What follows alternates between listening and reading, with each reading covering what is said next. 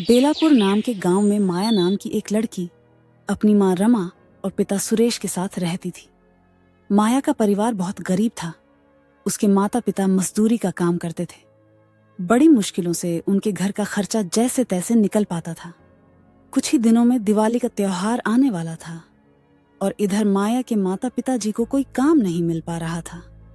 एक दिन माया अपनी माँ से कहती है, माँ, दिवाली आने वाली है तो हमारे घर में भी नए कपड़े पटाखे लाएंगे ना। पिताजी, मेरी सारी सहेलियाँ नए कपड़े और पटाखे लाने वाली हैं।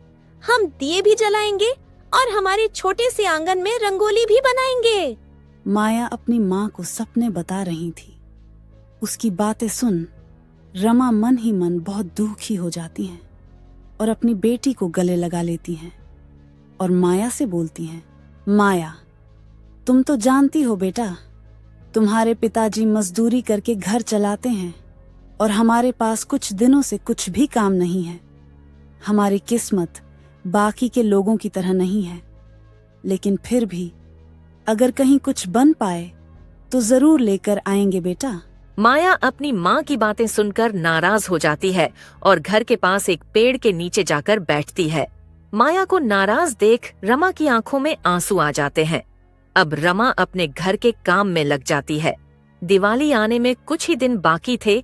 उसी में माया उदास होकर एक नदी के किनारे पर बैठी थी। उसी समय दो बच्चियां माया के पास खेलते हुए आई और उसमें से एक, जिसका नाम रूपाली था, वह माया के पास आकर बोलती है, तुम ऐसे अकेली क्यों बैठी हो? तुम चाहो तो हमारे साथ खेल सकती हो। मैं तुम्हारे साथ नहीं खेल सकती। मैं गरीब परिवार से हूँ और तुम तो अमीर परिवार से लगती हो। तुम्हारे माँ पिताजी तुम्हें मेरे साथ खेलने पर डांटेंगे। क्या वो हमें क्यों डांटेंगे? तुम गरीब हो, इसलिए ऐसा कुछ भी नहीं है। गरीब आदमी भी चाहे तो मेहनत करके पैसा कमाकर अमीर हो सकता है। रूपाली की बातें सुनकर माया उससे दोस्ती कर लेती है। खेल खेलने के बाद रूपाली माया को अपने घर दिवाली पर आने को कहती है। ये बात सुनकर माया बहुत खुश हो जाती है और घर पहुंचते ही माया माँ को रूपाली के बारे में बताती है। माँ, रूपाली ने अपने घर दिवाली के लिए बुलाया है, तो मैं जा सकती हूँ ना? बेटा, हम गरीब लोग हैं। रूपाली के माँ पिताजी को तुम्हारा वहाँ जाना बिल्कुल पसंद नहीं आएगा। रमा माया को समझाती है, लेकिन माया माँ के पास जिद करते हुए कहती है, माँ, रूपाली ने मुझे बुलाया है तो मैं जाऊंगी। ठीक है, चले जाना। दिवाली के दिन माया अपने पुराने अच्छे से धोई हुई ड्रेस पहनकर रूपाली के घर पहुंचती है। रूपाली भी माया को देखकर बहुत खुश हो जाती है। तभी रूपाली अपनी माँ से कहती है, माँ सुनो ना, माँ ये मेरी सहेली माया है। रूपाली की माँ सुशीला और पिताजी ओम माया को देखकर जरा भी खुश नहीं थे। माया की गरीबी उसके कपड़ों में से झलक रही थी और रूपाली किसी भी गरीब घर के बच्चे से दोस्ती करे, ये उन्हें बिल्कुल पसंद नहीं था। रूपाली के पिताजी रूपाली को एक साइड में लेकर जाते हैं और उससे कहते हैं, रूपाली, तुम्हें कितनी बार बताया है कि गरीब लोगों से दोस्ती मत करो। तुम इन गरीब लोगों को नहीं जानती। बेटी पहले अमीर लोगों से दोस्ती करते हैं और उसके बाद में उनके घर चोरी करते हैं। रूपाली और रूपाली के पिताजी की बातें बाहर खड़ी माया ने सुन ली। उसे बहुत बुरा लगा।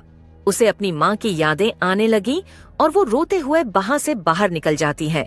दूर खड़ी रहकर आसमान में फूटते पटाखे देखने लगती है। इधर रूपाली भी ओम के सामने कुछ नहीं बोल पाती और बाहर आकर पटाखे फोड़ने लगती है। माया दूर खड़ी रहकर रूपाली को देख रही थी और तभी बाहर से रॉकेट आकर रूपाली के पीछे गिर जाता है। रूपाली उसके पास ही खड़ी थी। माया ने दौड़कर जाकर रूपाली को वहां से हटाया।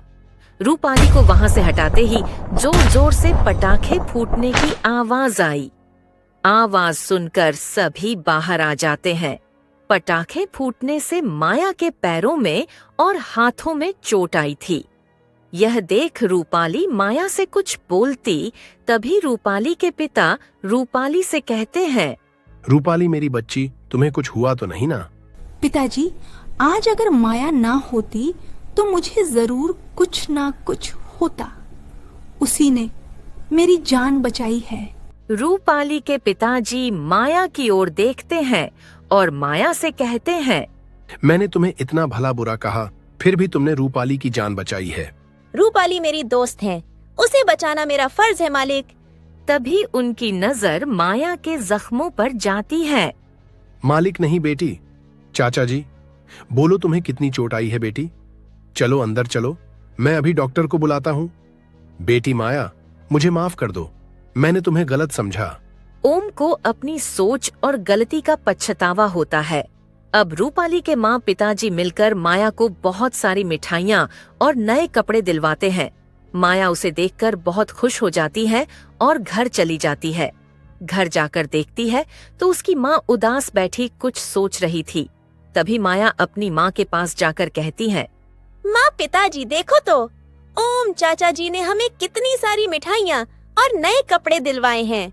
माया की माँ माया को खुश देखकर बहुत खुश हो जाती है, लेकिन माया के हाथ और पैरों में लगी पट्टी देखकर परेशान होकर उससे पूछती है, अरे बेटी, ये क्या हो गया तुम्हें? माया सारी घटी घटनाएं माँ को बताती है कि कैसे रूपाली को बचाते बचाते उसे चोट लग गई। उसी वक्त रूपाली अपने माता पिताजी को लेकर माया के घर पहुंच जाती है। उन्हें उसके घर आते देख माया की माँ और पिताजी चौंक जाते हैं। मालिक, आप हमारे घर। सुरेश, तुम्हारी बेटी बहुत बहादुर है और ईमानदार भी। उसने आज मेरी बेटी रूपाली की जान बचाई है। सुरेश, मैं चाहता हूँ आज तुम सब हमारे साथ दिवाली मनाओ। रमा ने माया को गले लगा लिया। ये उनकी पहली दिवाली थी कि उनके घर मिठाइयाँ, तोहफे और नए कपड़े आए थे। उन सब ने नए कपड़े पहनकर रूपाली के परिवार के साथ मिलकर दिवाली मनाई। ओम ने अब रमा और सुरेश को अपनी फैक्ट्री में ही अच्छी तनख्वाह देकर काम भी दिया। इसीलिए अब सुरेश और रमा भी बहुत खुश थे। इस कहानी से हमें यह सीख मिलती है कि जिंदगी में अगर हम हमेशा ईमानदारी से काम करते रहे तो हमारी किस्मत हमें उसका फल आज नहीं तो कल जरूर दिलाती है।